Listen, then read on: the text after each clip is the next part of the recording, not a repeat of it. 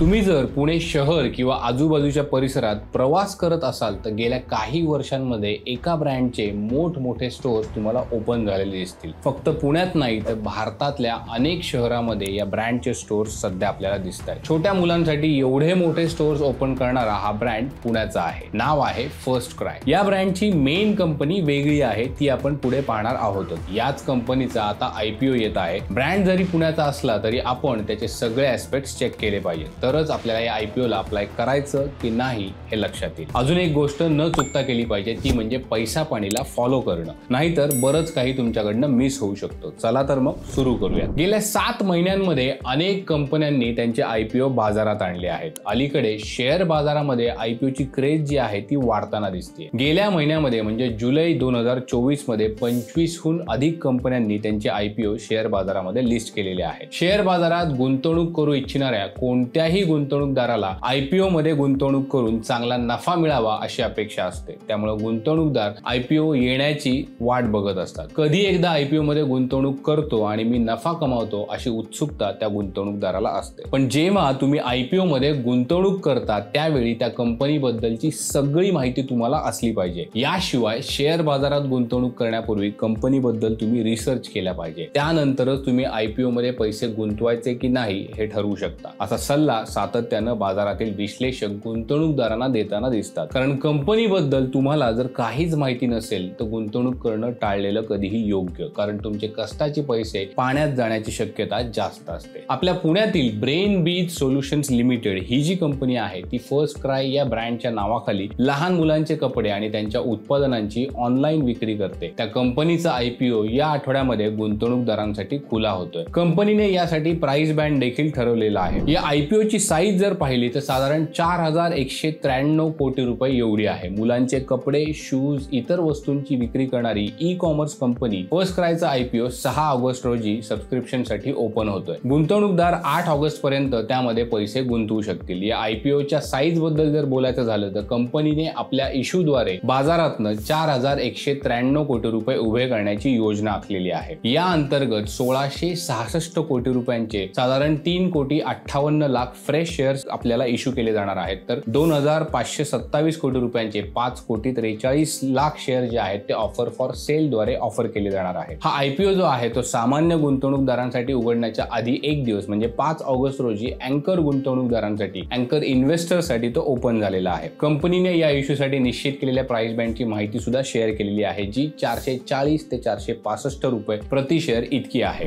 First क्रायचा IPO 8 August रोजी बंद झाल्यानंतर 13 ऑगस्ट रोजी तो शेअर मार्केटमध्ये लिस्ट केला जाऊ शकतो। आता मुलांचे कपडे विकणाऱ्या या कंपनीच्या नफ्यामध्ये जर तुमचा वाटा हवा असेल तर तुम्हाला किती पैसे खर्च करावे लागू शकतात याबद्दल थोडी माहिती घेऊयात, म्हणजे तुम्ही फर्स्ट क्राय या कंपनीमध्ये भागीदार होऊ शकता। IPO अंतर्गत कंपनीने 32 शेअर्सचा लॉट जो आहे तो तुम्हाला निश्चित केलेला आहे। गुंतवणूकदाराला एका लॉटसाठी 14,880 रुपये तुम्हाला गुंतवणूक करावी लागेल, म्हणजे तुम्हाला ते 32 शेअर्सचा एक लॉट जो आहे त्यासाठी तुम्ही बोली लावू शकाल। यानंतर जेव्हा केव्हा IPO लिस्ट होईल तेव्हा स्टॉक मार्केटमध्ये लिस्टिंग गेन जर मिळाले तर कंपनीच्या नफ्यामध्ये तुमचा हिस्सा देखील वाढू शकेल। कंपनीने या वर्षाच्या 30 एप्रिल रोजी सेबीकडे आपल्या IPO साठी नव्यानं DRHP दाखल केला होता। त्यापूर्वी कंपनीने डिसेंबर 2023 मध्ये पहिला DRHP देखील सादर केला होता, परंतु सेबीने अधिक माहिती मागितली आणि त्यांनी पहिला DRHP मागे घेतला होता आणि आता नव्याने DRHP त्यांनी सादर केलेला आहे। त्यानंतर सेबीने कंपनीला IPO आणण्याची परवानगी दिलेली आहे, परंतु कंपनी IPO मधनं मिळालेल्या पैशाचा वापर नक्की कोणत्या कारणासाठी करणार आहे हे सुद्धा आपण जाणून घेतलं पाहिजे। कंपनी मिळालेल्या पैशाचा वापर बेबी हग या ब्रँड अंतर्गत नवीन आधुनिक स्टोअर्स उभारण्यासाठी, डिजिटल एज मध्ये गुंतवणूक करण्यासाठी, परदेशामध्ये आपल्या कंपनीचा व्यवसायाचा विस्तार करण्यासाठी तसेच विक्री आणि मार्केटिंगसाठी करणार आहे। कंपनीला SAIF पार्टनर्स, व्हॅलियंट कॅपिटल पार्टनर्स आणि IDG इन्व्हेंचर्स इंडिया यासारख्या गुंतवणूकदारांकडून देखील गुंतवणूक अगोदर मिळालेली आहे। कंपनी सध्या 85 शहरांमध्ये 100हून अधिक स्टोअर्स चालवते आहे। कंपनी फन स्कूल, फर्लिन, मॅटल, पॅम्पर्स, डिझनीसह 1200 ब्रँड्सची 90,000हून अधिक उत्पादने विकते। IPO ओपन होण्याच्या अगोदर ग्रे मार्केटमध्ये कंपनीच्या शेअर्स बद्दल प्रचंड उत्साह होता। शेअर मार्केटच्या ग्रे मार्केट प्रीमियमचा मागोवा घेणाऱ्या वेबसाईटच्या अंदाजानुसार ब्रेन बीज सोल्युशनचे शेअर्स 90 ते 95 रुपयांच्या प्रीमियमवर ट्रेड करत होते, म्हणजे कंपनीच्या शेअर्सचा GMP जो होता तो 90 ते 95 रुपयांच्या दरम्यान चालू चालू होता। फर्स्ट क्राय मध्ये Premji invest, Mahindra and Mahindra, soft bank यासारख्या दिग्गजांची गुंतवणूक आहे। गेल्या प्रायव्हेट फंडिंग राऊंड मध्ये कंपनीचं मूल्यांकन जे होतं ते 2.8 अब्ज डॉलर्स एवढं होतं। सध्या फर्स्ट क्राय मध्ये सॉफ्ट बँकेचा 25.55%, ब्रेनबीच सोल्युशन्स आणि महिंद्राचा 10.98% हिस्सा आहे। SVF frog limited, Mahindra and Mahindra, TPG, PI opportunities, next gen हे गुंतवणूकदार ओएफएसच्या माध्यमातून आपला हिस्सा विकणार आहेत। फर्स्ट क्राय कंपनीमध्ये देशातील अनेक दिग्गज उद्योगपती आणि सेलिब्रिटींनी पैसे लावलेले आहेत। रतन टाटा यांच्याकडे या कंपनीचे 77,900 शेअर्स आहेत। सचिन तेंडुलकर आणि त्याची पत्नी अंजली यांच्याकडे कंपनीचे 2 लाख शेअर्स आहेत। मारीवाला कुटुंबाकडे 20.5 लाख शेअर्स आहेत। रंजन पै कुटुंबाकडे 51.3 लाख शेअर्स आहेत। कवलजीत यांच्याकडे 3,07,000 शेअर्स आहेत। इन्फोसिसचे सहसंस्थापक क्रिस गोपाल कृष्णन यांच्या कुटुंबाकडे 6,15,000 आणि डीएसपीचे संस्थापक हेमेंद्र कोठारी यांच्याकडे 8,20,000 शेअर्स आहेत। बाकी हा व्हिडिओ एज्युकेशनल पर्पज साठी आम्ही बनवलेला आहे। गुंतवणूक जर तुम्हाला करायची असेल तर तुमचा गुंतवणूक सल्लागार जो आहे त्याच्याशी एकदा चर्चा करा, त्याची मदत घ्या। एका ठिकाणी मात्र तुम्हाला कोणाचीही मदत घ्यावी लागणार नाही, ती म्हणजे नवीन गोष्टी शिकताना। श्रीमंत होण्यासाठी परफेक्ट फायनान्शियल प्लॅन कसा असावा हे जर तुम्हाला माहित करून घ्यायचं असेल तर डाव्या बाजूला दिसणारा व्हिडिओ जो आहे तो नक्की बघा। तुम्ही फर्स्ट क्राय IPO ला जर अप्लाय करणार असाल तर कमेंट मध्ये FC असं नक्की लिहा। सध्यासाठी आपण इथे थांबूयात। पाहत राहा पैसा पाणी।